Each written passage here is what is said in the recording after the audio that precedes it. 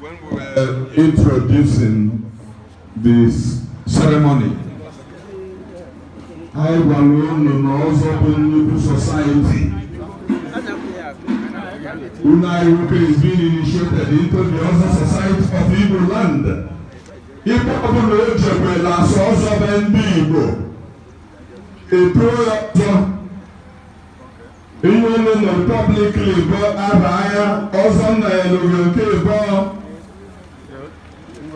Igbo society,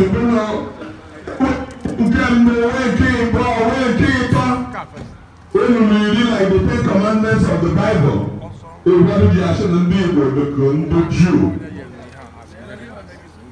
and Ozor Title man will not be engaged in a public fight with anybody. Ozor Adeyimpo.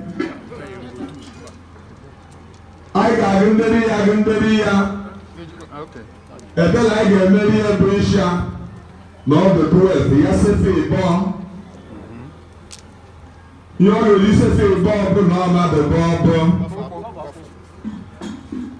Ozor Bezushi, Ozor Abama, Ozor Brede, Ozor Napuakota, Over Ibe Dollar, and she gets a Ozor. Igbo ọbụla mara eziokwu ma na-aka azụ dị ya ekwulebe ọzọ n'ime ya.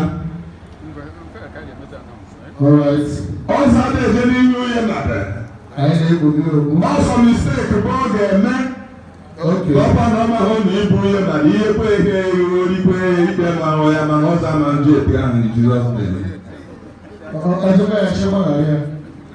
Mba ma na ọma hụ. Thank you, Chigozogu. Chigozogu.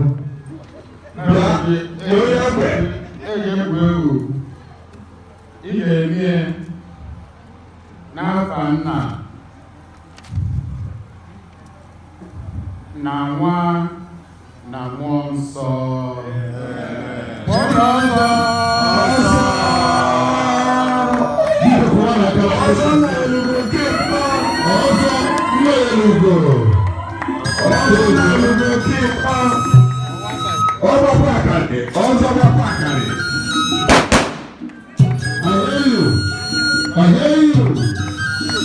I hear you.